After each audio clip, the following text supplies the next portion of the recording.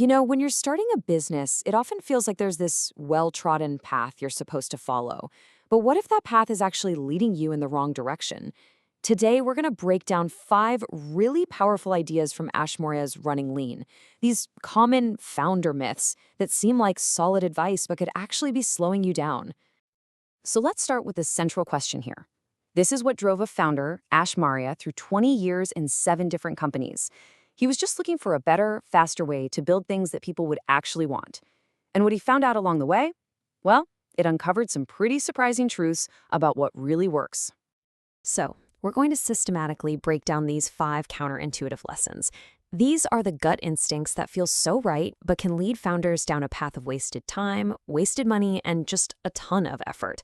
Learning how to question them can be an absolute game changer. All right, let's just dive right in with the first and, maybe the most common myth in the whole startup world. This idea that you have to chase investment money from day one. The typical playbook, right? It says, get funding to build the product. You need that big check to make your grand vision reality. But the lean approach, it just flips that whole thing on its head. It says, forget the investors for a minute. Go get customers to prove the product is even needed in the first place. The focus completely shifts from pitching VCs to actually learning from your customers. And this is where it gets really powerful. This simple idea completely reframes what funding even means. Because when a customer pays you for an early version, or they even pre-order your product, they're not just users. They are your best investors. They're giving you proof, they're giving you revenue, and they're validating your idea with their own hard-earned cash. And that is so much more powerful than any promise from an investor. Okay, let's move on to the next myth. And this is a classic trap.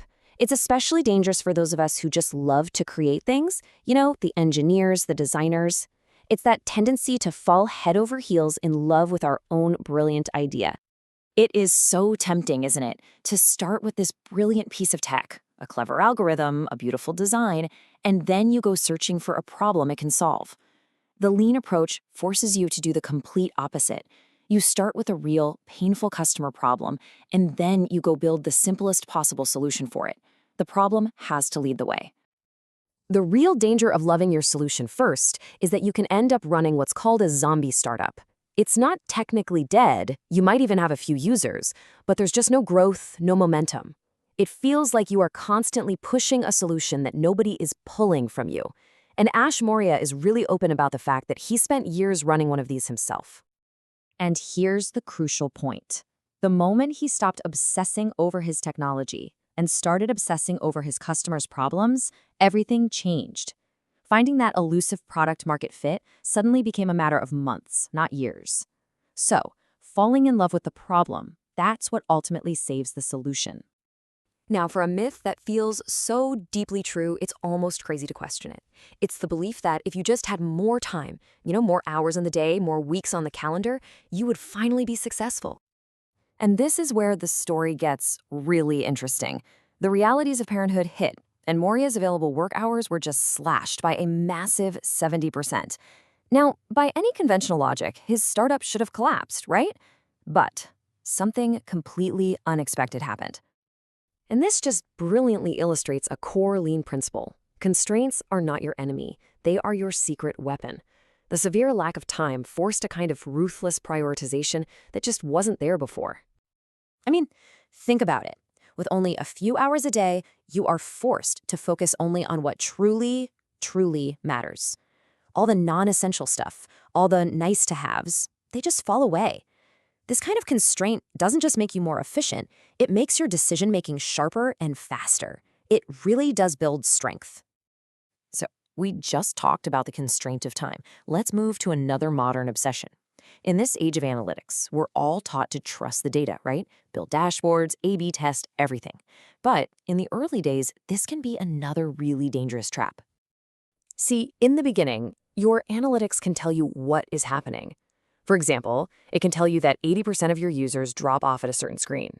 But what it almost never tells you is why. The numbers, they show you the symptom, but they don't show you the disease. And this is exactly why, in those early stages, the deep insights you get from just a few good conversations are worth more than months and months of data. You don't need more metrics, you need better conversations. It really is time to just pick up the phone. And that brings us to our final myth, which honestly ties all of the other ones together. It's a really profound shift in thinking about what it is you are actually building. We are obsessed with features. We believe that if we just build a better mousetrap, a faster, slicker, more feature-rich product, the world will beat a path to our door. But the reality is, features alone, they rarely win. A superior, functioning business model is what truly wins markets. See, your product, the app, the service, whatever it is, that's just one part of a much larger machine. The real product is the entire business model. It's the system that answers these critical questions. Who pays for this? How much will they pay? How are we going to reach them? And what's it going to cost us? Getting these things right is way more critical than perfecting any single feature. So, what's the thread that ties all these lessons together? It's this. Our natural instincts push us toward what's comfortable, building in isolation, chasing that big investor check, adding more and more features. Real progress, real success, comes when we learn to question those instincts and embrace the uncomfortable but absolutely necessary work.